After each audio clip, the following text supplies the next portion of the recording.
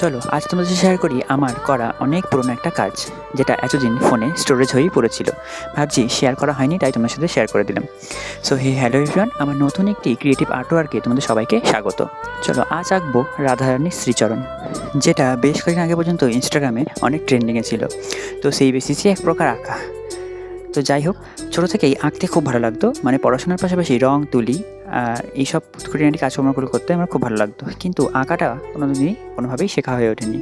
একটা নিম্ন মধ্যবিত্ত পরিবারে পড়াশোনার পাশাপাশি, মানে পড়াশোনা শিখেও তাকে আরেক বাড়ির ছেলে বা মেয়ে যাকেই হোক, আরেকজনকে অন্যান্য কোনো ক্রিয়েটিভিটি আর্টওয়ার্কে বা অন্য কোনো কিছুতে দেওয়া একটা বিলাসিতা ব্যাপার, মানে বিলাসিতা বলতে প্রচুর বিলাসিতাই ব্যাপার।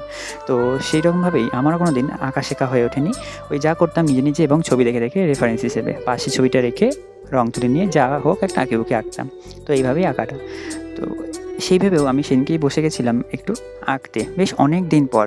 কারণ যেহেতু বিভিন্ন কাজে চাপে আর রং তুলি ধরা খুব একটা হয়ে ওঠে না অর্ডার বেসিস না থাকলে, মানে অর্ডারই যে সমস্ত থালা বা কুলো, বিয়ের পিঁড়ি, গাছকুটো, আর্টওয়ার্ক বিভিন্ন করি, সেগুলো ছাড়া রং তুলে নিয়ে বসে ছবি আঁকা ফাঁকা সময়ে এরকম খুব একটা আর হয়ে ওঠে না। যেটা আগে টুকটাক আঁকিবুকি হলেও খারাপ ভালো মন্দ যেটাই হতো করতাম, কিন্তু বেশ কয়েকদিন তার চল প্রায় উঠেই গেছিলো। তো সেদিনকে হঠাৎ ওই ট্রেন্ডে ঘা ভাসাতে গিয়ে এক প্রকার এই রাধারানীর শ্রীচরণ দুটো এঁকেছিলাম।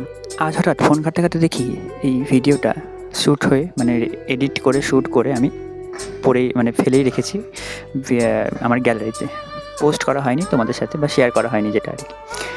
তো তাই আজ চলে এলাম সেটাই ভয়েস ওভার দিয়ে তোমাদের সাথে শেয়ার করতে। এই টিউটোরিয়ালটা দেখে তোমরা অবশ্যই কেউ কমেন্ট করে জানিও যে কেমন হলো আমার এই কাঁচা হাতে ছবি আঁকাটা। তো আগেই বললাম যে খুব একটা প্র্যাকটিস করা হয়ে ওঠে না, যখন সময় ফাঁকা থাকে একদম সেই সময়টাই করা। রং তুলো নিয়ে ঘাঁটতে এই এক প্রকার করে ফেলা আর কি, অবশ্য ফাঁকা সময় পেয়ে তারপরেই। তো যাই হোক, আবার বলছি যে এই রাধারানীর চরণটা কেমন হয়েছে তোমরা অবশ্যই কমেন্ট বক্সে যারা দেখছো প্রথম থেকে শেষ পর্যন্ত যারা দেখলে অবশ্যই তোমরা জানিও।